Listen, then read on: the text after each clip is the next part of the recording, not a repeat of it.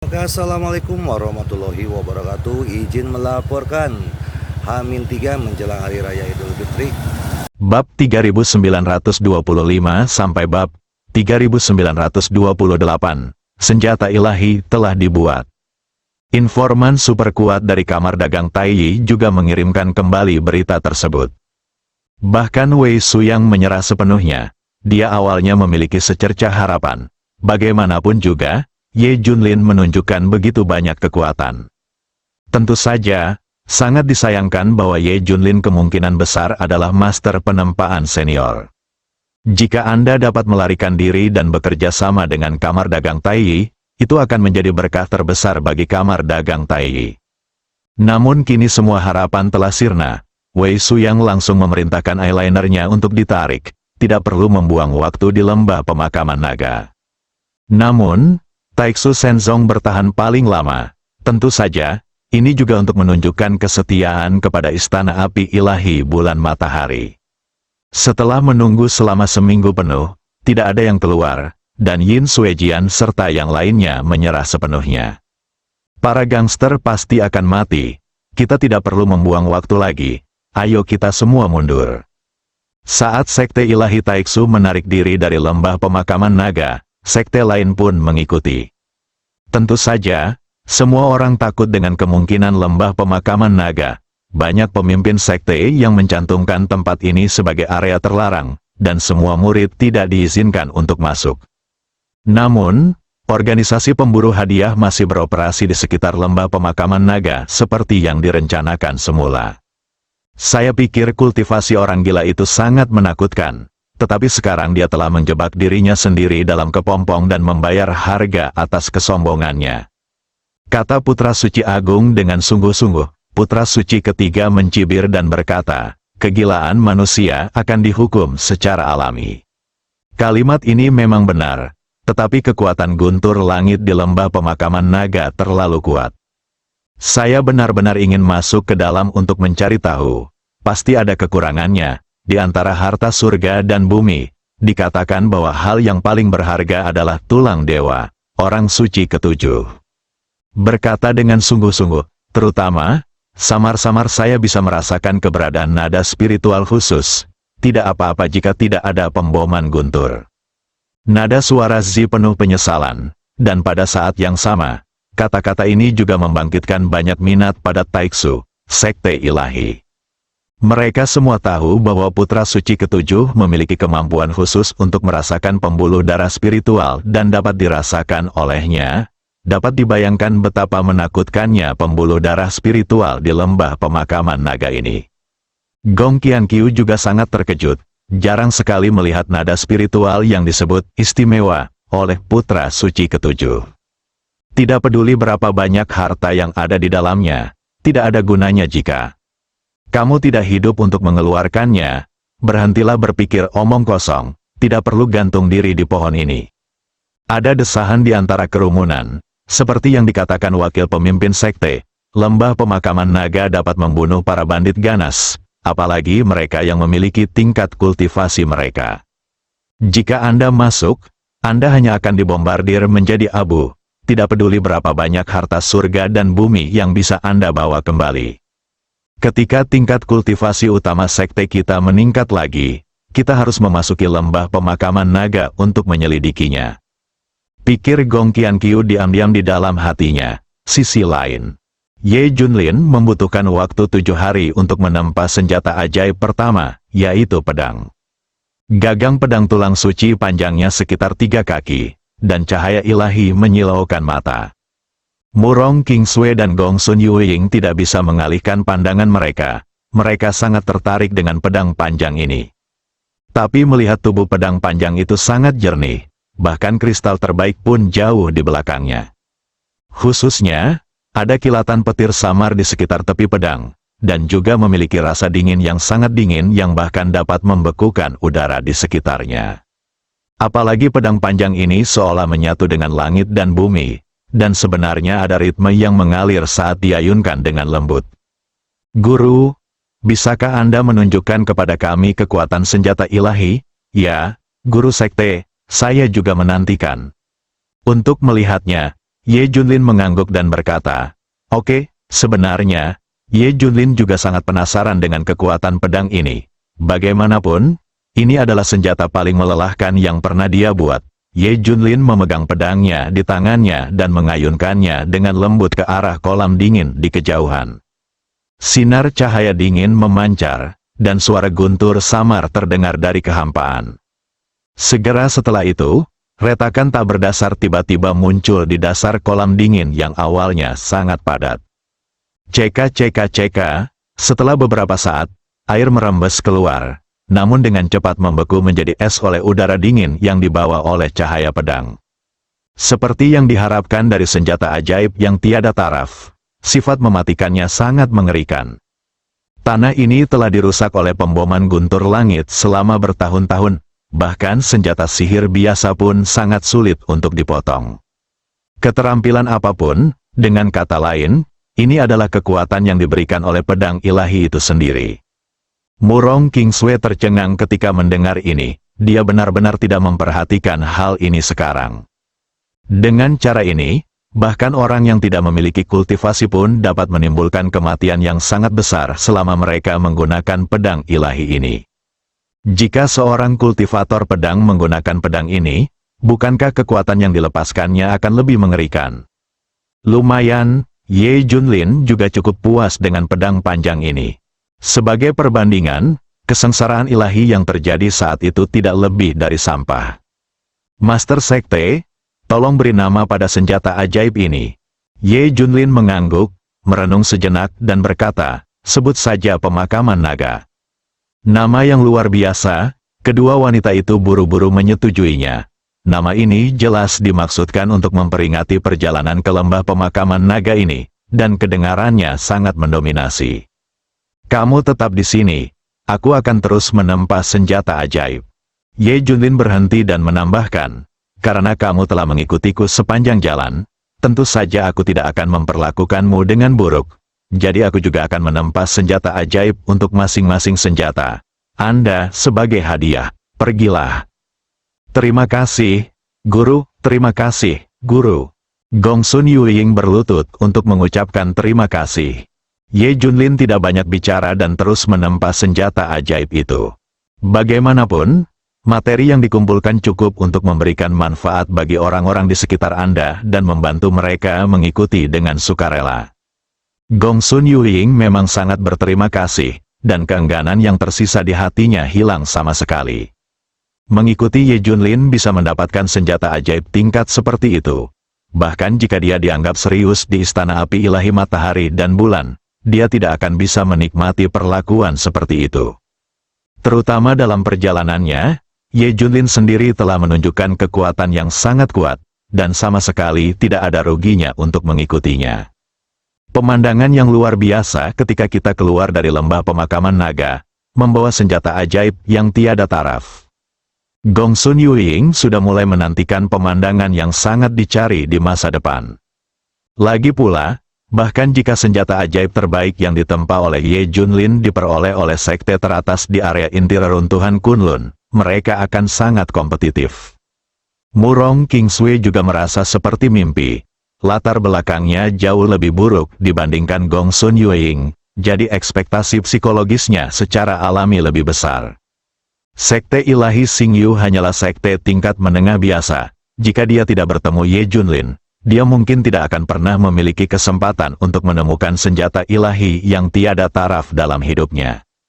Sekarang dia bisa mendapatkan hadiah seperti itu hanya dengan menjadi pengikut. Murong Kingsway sudah sangat bersemangat. Sisi lain, berita tentang terpilihnya kembali seorang Sein di Istana Api Ilahi Matahari dan Bulan menyebar dengan cepat. Setelah terus-menerus dibunuh oleh Ye Junlin, Akademi Api Ilahi Bulan Matahari dan banyak orang berbakat di istana sangat membutuhkan darah segar.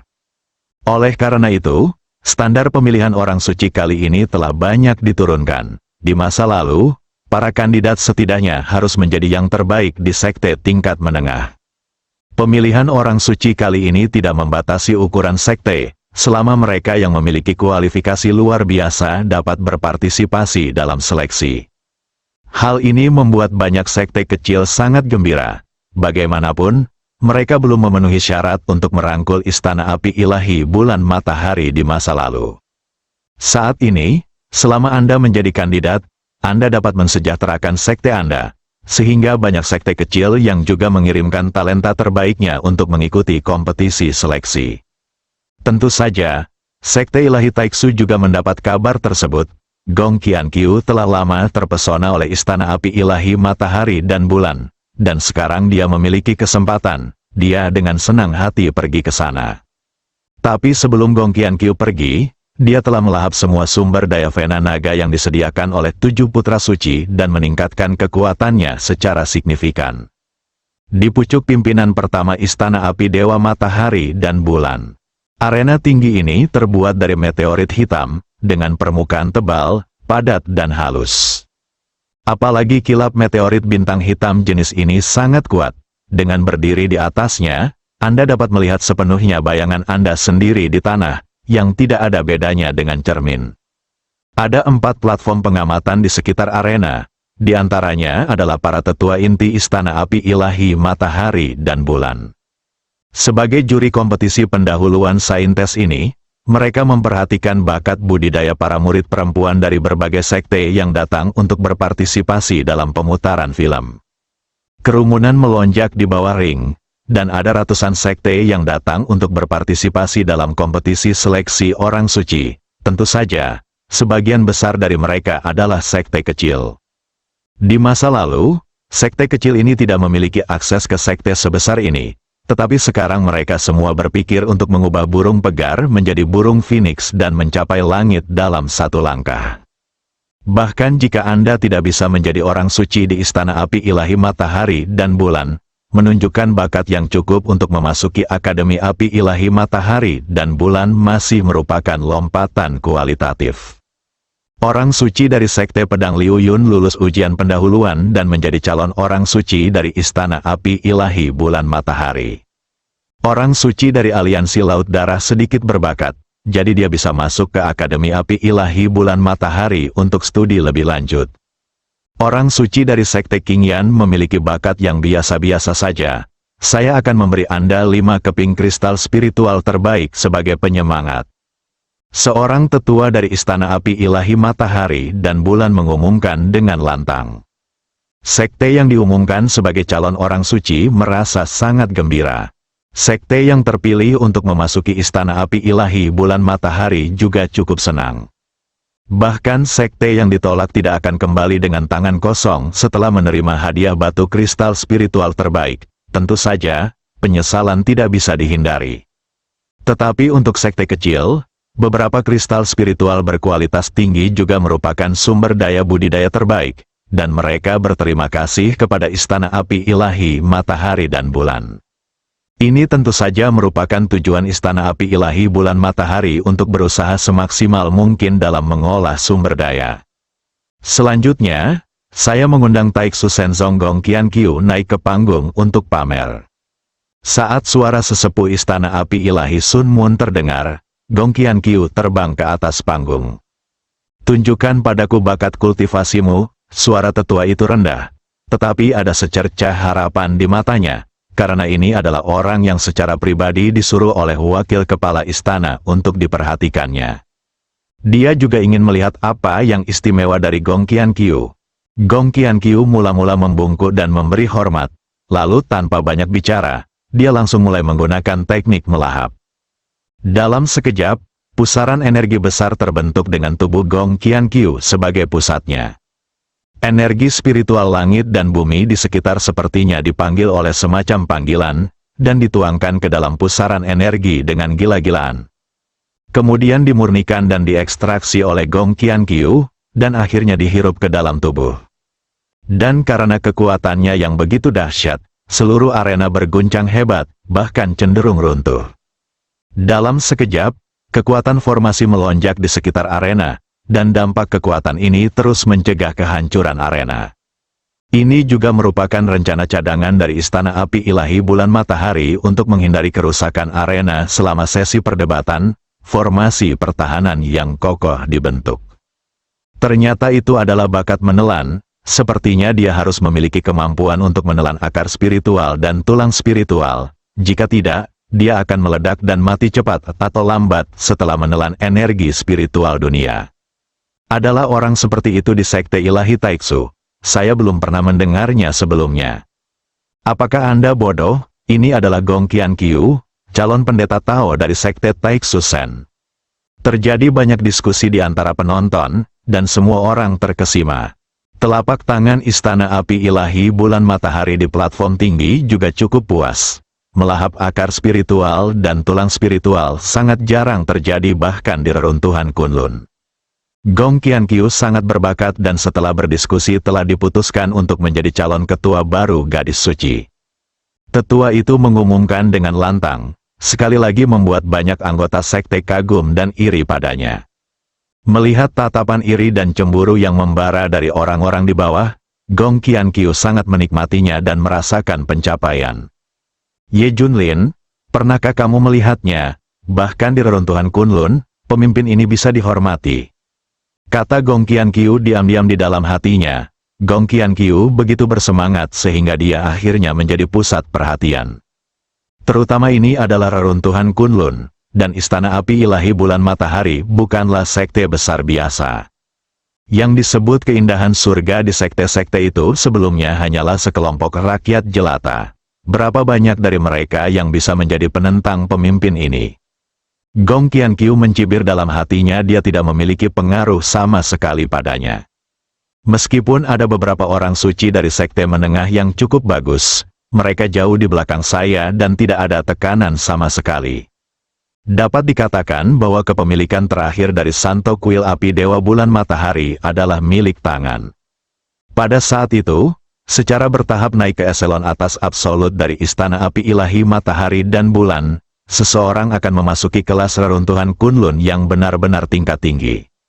Bahkan jika kita menggunakan Istana Api Ilahi Bulan Matahari sebagai batu loncatan, itu masih ratusan kali lebih kuat dari Sekte Ilahi Taiksu. Istana Api Ilahi Matahari dan Bulan masih belum berakhir. Latar belakang gangster itu mungkin adalah tingkat puncak Sekte Kunlun Su. Tapi semua ini belum terlalu jauh. Orang suci baru dari Dewa Matahari dan Bulan Istana Api bukanlah pemimpin sekte tersebut. Tidak ada orang lain. Ye Junlin dan Xiao Fengzi tidak layak membawakan sepatu untuk pemimpin ini. Gong Qianqiu menjadi semakin bersemangat saat memikirkannya, dan dia penuh dengan semangat, kepercayaan diri dan kerinduan akan masa depan. Sisi lain, api vena bumi kolam dingin lembah naga terkubur. Senjata berbentuk Tang Dao telah terbentuk sempurna, tetapi bila pedang ini jelas jauh lebih lebar daripada Tang Dao. Cahaya pedang birunya menyilaukan mata orang di bawah sinar matahari, membuat orang takut untuk melihat secara langsung. Dibandingkan dengan Burial Dragon, aura yang dibawa oleh pedang ini kurang lincah dan tajam, serta lebih berat dan mendominasi. Ye Junlin memegang pedang di tangannya dan menggunakannya untuk menghadapi guntur yang turun dari sisi jauh. Pedang kekerasan itu meraung, dan guntur langit tiga warna tebal yang dikelilingi oleh beberapa orang terputus dalam sekejap, dan guntur langit tidak dapat digabungkan lagi untuk waktu yang lama. Kamu bisa memotong guntur hanya dengan lambaian tanganmu, jadi sebut saja guntur. Ye Junlin juga sangat puas dengan dua mahakarya ini. Hanya karena Ye Junlin menempa senjata sihir tingkat atas 2 kali, Tian Lei menjadi lebih mania dan gelisah. Bagaimanapun, terus-menerus mengaktifkan guntur 9 warna untuk meredam senjata ilahi adalah perubahan keseimbangan energi yang berkelanjutan. Seringnya mencari keseimbangan energi baru akan membuat berbagai energi unsur menjadi sangat mania. Selain itu, kemunculan 2 senjata sihir yang tiada taraf telah menyebabkan fenomena aneh di dunia, dan banyak kekuatan elemen di area sekitarnya secara alami berkumpul menuju lokasi senjata sihir tersebut. Akibatnya, seluruh lembah pemakaman naga telah mengalami perubahan yang mengejutkan dibandingkan sebelumnya. Gong Sun Yuing dan yang lainnya juga sangat tertarik dengan 2 senjata ajaib tiada taraf yang tergantung di kehampaan. Klik, guntur langit terus-menerus menimpa kedua senjata ajaib tersebut, mengirimkan fluktuasi energi yang kuat. Meskipun senjata pengubur naga dan pemotong guntur telah berhasil ditempa, Ye Junlin masih membiarkan guntur surgawi terus turun dan marah, terus meningkatkan energi dan pesona senjata ajaib yang tiada taraf. Penguburan naga itu ringan dan lincah, sangat cocok dengan kekuatan guntur langit, pemotongan guntur tebal dan mantap, dan lebih cocok untuk kekuatan bumi. Kedua senjata yang tiada taranya dapat saling melengkapi dengan sempurna. Jika digunakan bersama-sama, mereka mungkin akan menunjukkan kekuatan yang lebih kuat. Gongsun Yuling berkata dengan emosi. Murong Kingsway sangat bersemangat hingga dia tidak dapat berbicara. Dia belum pernah melihat senjata ajaib setingkat ini sebelumnya. Apalagi saat ini, ruang di area dekat Burying Dragon dan Zhan Lei hanya membentuk ruang tersendiri. Kedua senjata ilahi itu melayang perlahan, sementara guntur menyambar, membuat kemuliaan ilahi mereka bersinar, membuat orang tidak berani melihatnya secara langsung dalam waktu yang lama. Apalagi saat kedua senjata dewa itu melayang, seolah-olah telah menyatu dengan dunia, membentuk pesona Tao yang unik. Belum lama ini, pemandangan terputusnya guntur dan guntur yang turun dari langit masih tergambar jelas di benak saya saat itu. Ye Junlin juga tidak mengaktifkan skill apapun. Jika guntur langit dapat diputus tanpa mengaktifkan tekniknya, bukankah hal-hal lain akan lebih tidak mampu menghentikan pedang pemotong petir dunia? Bersambung.